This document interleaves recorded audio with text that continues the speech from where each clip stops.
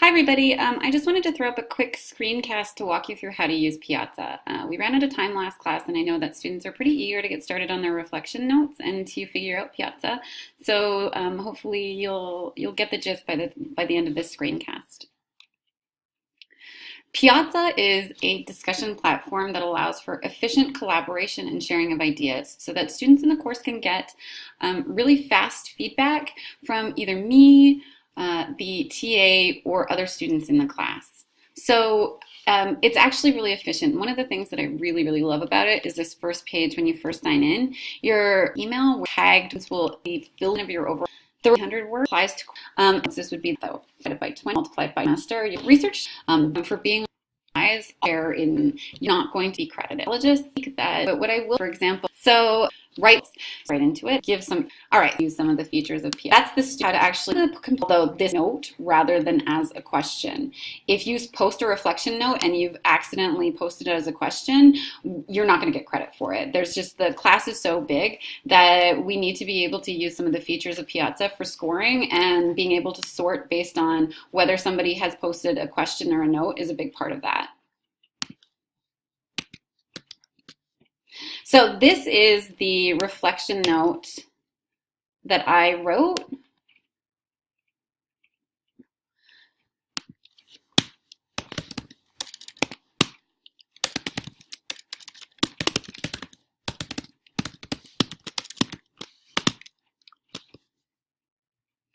And I've selected a note.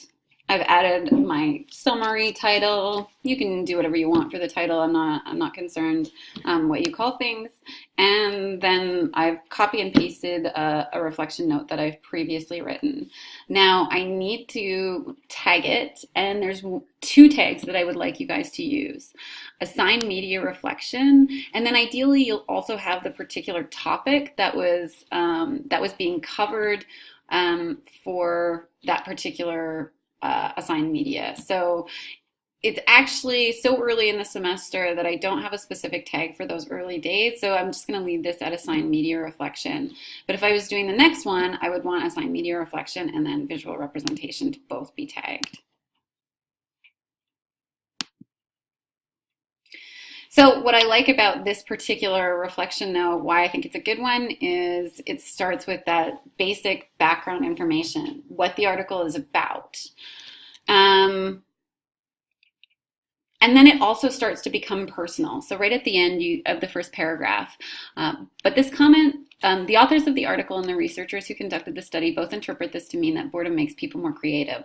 But this comment from the other researcher near the end of the article really struck me. Boredom makes people keen to engage in activities that they find more meaningful than those at hand. While it's possible that boredom stimulates creativity, this research in particular merely shows that people do more of something after being given a meaningless task. Boredom might have nothing to do with creativity. It might simply stimulate motivation to do something else, anything else, and ideally something more meaningful. How is motivation distinct from creativity? Motivation to do something else doesn't need to involve creating something new. For example, if the researchers had asked people to copy the phone book and then asked them to code research videos, something that's not creative might actually be more meaningful than copying a phone book. They might have seen that the phone book group code more videos than the control group simply because they were motivated to do something else more meaningful. Of course, if that experiment produces no difference between the groups, it would lend more support to the notion that boredom stimulates creativity rather than merely motivating someone to do something else. This is a great example of a reflection note because it follows the funnel. It has that general introductory statement. It gives a little bit more background. I then have the thesis, and I go in and explain in more detail what I mean by my thesis. So it's got really good structure, 3 paragraphs to actually illustrate that I'm giving you 3 separate kind of distinct ideas. And I also want to say that I generated it based on Bernstein's critical thinking questions. So if you're having trouble writing these reflection notes, go back to Bernstein's critical thinking questions and put those into practice and see how they can help lead you through thinking critically about these assigned media reflections. All right, hopefully that was helpful. If you have any other questions, post them to Piazza or let me know. Thanks.